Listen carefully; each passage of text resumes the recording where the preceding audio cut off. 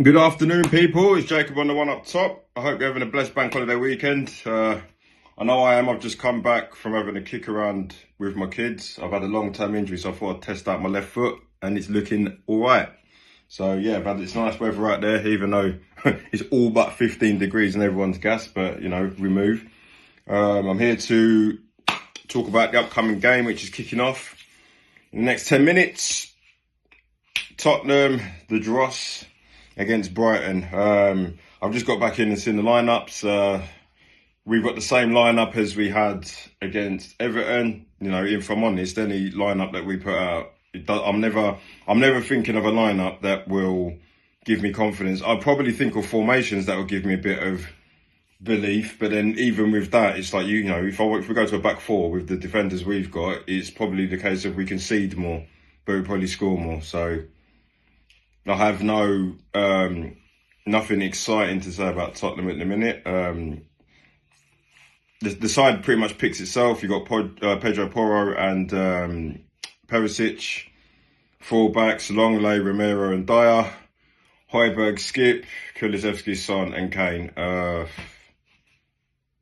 Here's what it is. Brighton have gone with Danny, the ex-Goon and Welbeck up front, Mitomo, McAllister and Solly March in behind him. Salcido and Pascal Gross, back four of Estupiñán left back, Veltman right back, and I think it's Lewis Dunk and Cornwall, centre halves, and the goalkeeper's still. Brighton played a football I wish we did. We've played football like Brighton in the past. For the last sort of 3-4 years, we've decided that ain't the best way to do things. We've gone with dinosaur tactics. We've gone with managers that don't want creativity for some reason. They genuinely believe that Harry Kane is going to get on the end of his own passes. He's our most creative player. He's our best goal scorer, but somehow you're not going to get him to do both. He's not going to create all his own goals. And the players around him are that bad, hence the reason why he's only got 2 assists this year. Son's not taking chances. Kulusevski's not been summoned to take chances anyway. He's normally one of our most creators, but he can't even do a job at the minute. So, our fullbacks are supposed to be creative in this formation, ain't doing a business. It's one of those. I don't really see anything positive.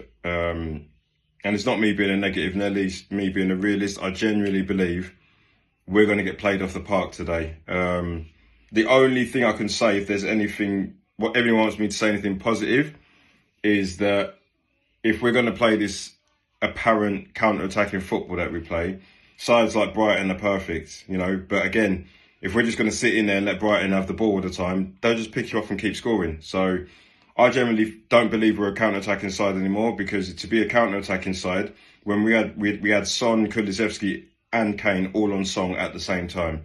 It was a case of Kane dropping off, picking out one of them two and getting back on the end of one of their crosses, or them scoring themselves. Whereas now, Kane just stays up top, so there's no one to even start the counter-attack. So we're winning the ball in our own half, the other team presses us, and then we're in trouble again. So I've got no confidence that's going to happen. The main guy for us in the counter-attack was Son. We've got players like, Richarlison and Danjuma on the bench, who I think would be a bit more effective than Son, because Son's been non-existent. But again, free Danjuma because he's on the bench again and probably won't come on now that Richarlison's back on it. But yeah, we'll see how it goes at half-time. If I'm going to throw a prediction here, I'm going 3-0 Brighton. No, it's not me being an idiot. It's me genuinely believing it's going to be one of those games where I'm going to be watching it and laughing. But I do agree with a lot of people that I've spoke to that these are the sort of games where when you proper panic, somehow Tottenham end up winning it 2-0, or Harry Kane gets a hat-trick and we're like, what was we worrying about? But for me, I've gone as far as saying I'm not really bothered what the result is, because, what's the point of getting top four when we haven't got a Champions League side? And even if we did have a Champions League side, we're not a club that's going to go and win it. So what's the point of trying to fight for a competition that we're not going to win? I get it's going to keep, we've got that slim chance of keeping Harry Kane and Kulusevski and all these guys. But what is the point of keeping them when we're not going to build a side that's going to challenge for anything, let alone the Champions League? Champions League's the be-all and end-all, and we're not even competing for the Carabao Cup. So what's the point of trying to qualify for a cup that we can't win? So, you know, especially if United just winning, you know, if Newcastle get a positive result against Brentford, it don't really matter what we do here. But I'll go as far as saying that if we lose today, not only will Brighton finish above us, so will Aston Villa. But, you know, we'll see how it goes. See you guys at half time. Yes, people, it's half time. Looking at myself in this camera, pretty obvious how the half went. It's Tottenham 1, Brighton 1. If I'm going to sum that up, exactly how I expected Tottenham to play. The only difference was Son scored a goal. It was a great goal, but that's all I can say that was great about Tottenham in the first half. Brighton controlling all the ball. So I see them running things just because there's nobody for him to mark.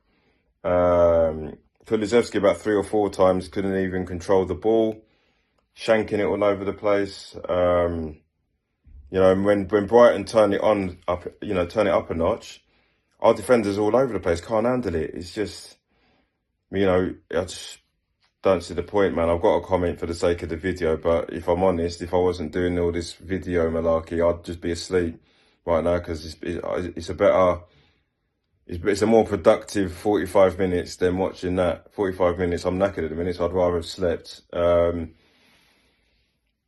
know, if I'm going to talk about the opposition, they moved the ball a lot better. I'd like to see, you know, for people that love to stat pad, the amount of successful passes Brighton have, like every pass is to a man, you know, and then we've got players like Eric Dyer just launching it long. I mean, there was one time when Brighton had the disallowed goal, like, realistically, get Eric Dyer just booted it to Harry Kane, who had 3 men around him, and thought, yeah, you just do it. I can't stand Eric Dyer, man. Like, all he does is he just tries to wing a game. He doesn't tackle his man. He'll just boot a ball and get away from him as quickly as possible while he's shouting at everybody. Like, who are you shouting at, bruv? Yeah, I'm not going to allow myself to get too stressed over it. It's just what happens every week. We're going into the second half now, and to be quite frank with you, I still think Brighton are going to score 3 goals. I predicted 3-0. I just think, you know, didn't expect us to score, but Son's obviously shut me up on that.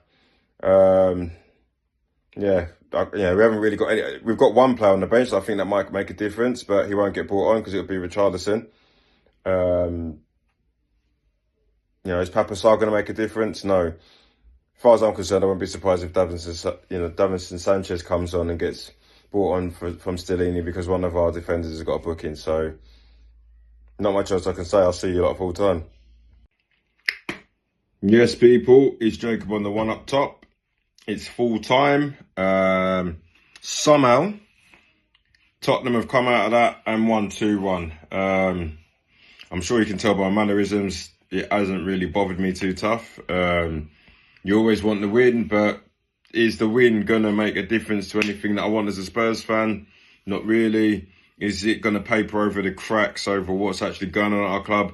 Probably, because there's going to be a lot of people that leave that stadium, you know, and they're going to have their beers and that, and it'll be a good Saturday afternoon, innit? But for me, nah, you know, I refuse a ticket to the game today. Not feeling it. If I want to talk about the game, though, instead of my emotions, it's a good win because, you know, everybody knows that Brighton are a tough team. I think in terms of retaining possession and all that jazz, I think it's probably Man City, probably the only team that could dominate possession better than them. There's other teams like Arsenal that are capable of doing it. That's pretty much it, really, though. Like, Brighton are a top side. So they were disappointed, not only for the fact that it dampens their chance of getting Champions League football. The fact of the matter is that they have probably had about 2 or 3 opportunities to either get a goal or a goal scored, which in my eyes were unjust. You know, the Danny Welbeck effort that hit McAllister. I get that because it's hit his hand and gone in that they have to disallow it, but I don't understand what more the guy was supposed to do. But then, you know, VAR aren't exactly going to say, don't worry about it. It's a goal that went in off his hand. It doesn't work like that. So in the rules of the game, you suggest it, but, you know, from Brighton, they're looking at that thinking, what was he supposed to do? Mitoma should have got a penalty. Like, I get that it's a soft one, and when it's slowed down, it looks worse than it is. But the fact of the matter is, Højbjerg was a little bit clumsy there, and I don't know how they've watched that, slowed down and not giving it. You've also got Mitoma's goal, which was handball, but we were lucky there as well because, you know, shambolic passing out the back from Dyer. You know, we haven't got any defenders that give me confidence about passing out the back. Longlay's probably the only one that's got a bit of composure about him. And that's it really. You know, the way I look at that game is that if Brighton had Harry Kane and Son, they probably challenge for the league because in every other department they're better than us. You know, their midfield is a lot more solid. You know, Sarcedo again had another game that impressed me. McAllister was good on the ball. You know, got people like Pascal Gross that just keep it ticking. Lewis Dunk, you know, that's a defender that would definitely get in our side. And for me, I still don't understand how he doesn't get a call up for England, but Harry Maguire does. You know, Mitoma on the left, he's a problem, man.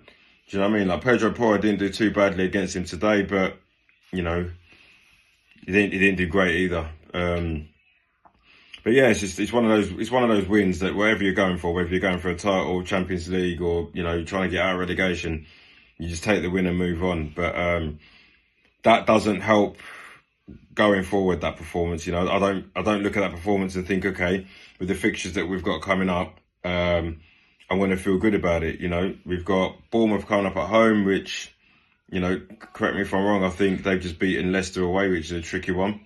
So they won't be easy. And then after that, we've got a barrage of games, which includes Newcastle away, Liverpool away, and United at home. So, you know, if we're a side that are aiming to get top four, we're going to need a better performance against Bournemouth just to give us a kick up the backside for what's to come. Because, you know, Newcastle are flying at the minute. Man United are a solid outfit. They've just got Eriksen back. By the time they play us, Casemiro will be back as well, so they'll be even stronger. And Liverpool, one of those teams that, even though they're down in the dumps in a minute, we all saw what they did to United. Absolutely spanked them. But at the same time, they'll go and lose a really weird game. So yeah, I'm not overly impressed. We got out of jail there. If I'm going to say anything positive around that performance in terms of player and personnel, I'd like to shout out Skippy, to be fair, because Oliver Skipp, he's not going to be the person that we all depend on to win games or grab a game by the scruff of the neck. But he's always asked to just come in, do a job and go home. Very professional. You know, he's the youngster in that 11. And in my eyes today, pretty much showed everybody up, because unlike everybody else, I feel that he did his job. You know, Harry Kane, take him out of the way because he's ridiculous. You know, to think that he's scored 23 goals in the Premier League with some of the players that he's getting balls from is unbelievable. You know, everybody's going on about Haaland scored 28 goals in the league, but like, no one's looking at the fact that Harry Kane's playing with his set of players and he's only 5 behind him. You know, all it takes is for Harry Kane to bang a hat-trick when Haaland goes on a little barren one, and all of a sudden we're talking about Harry Kane getting the golden boot with this team. So, you know, he does his job. Son, again, apart from the goal, was crap. Happy to see Danjuma back. You know, he got a massive cheer as if like he's just come back from injury. But the fact of the matter is, he's been there the whole time we've been struggling. He didn't do anything, but I don't think he got given enough time. Kulusevski was better, but still not productive.